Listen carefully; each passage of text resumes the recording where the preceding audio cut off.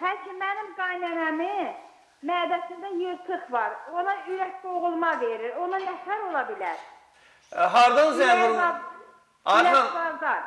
Biləsuvar rayonundan. Qaynanamızın neçə yaşı var? 73. Nədir şikayətləri? Eləsən kişi olan kimi deyir, mədəm sıxılır. Ondan ürəyim, nəfəsim çatmır. Çox sağ olar xanım. Təşəkkür edirik. Xanım, yırtıq deyəndə mədənin elə yırtığı olmur. Yəni, mədədə yırtıq olsa adam yaşamaz, peritonit verər. Elə deyilir. Orada əsas yemək borusunun mədəyə keçən hissəsində klapan var. O klapan daxil açılır və bağlanır. Klapan bağlanmayanda ona deyirlər ki, mədəsində yırtıq var.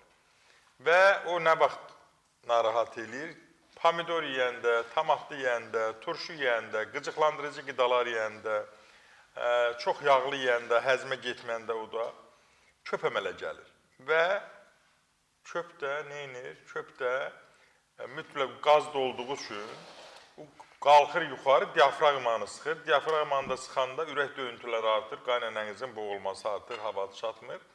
Nə vaxt gəyirəndə, o qaz oradan çıxdığı üçün deyir, rahatlandım. Gəyirdim və rahatlandım.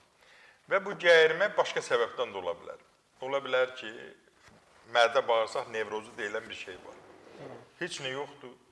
Bir nə yeməmişəm, nə içməmişəm, gəyirirəm, özümdən asılı olmayaraq, bütün günü gəyirirəm. Orada da mədə bağırsağı müalicə eləsən, düzəlmir.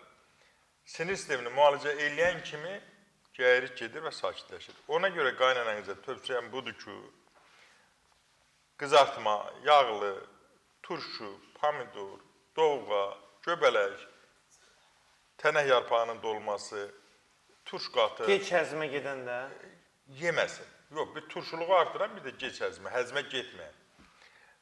Onda əgər görsəniz yox, əmələ gəlmədi, əlavə də deyirəm, o zaman şüyüd toxumu dəmlə ver, qoy köpünü götürsün və yaxud da raziyana toxumu dəmlə, qoy götürsün. Təcil istəsəniz, bir çay qaşığı sodanı həll edin, bir stəkan soda verin, təcili yardım kimi. Alınmasa, onda gəlirsiniz Doktor Seyfəddin klinikasına və orada onun müalicə edirik.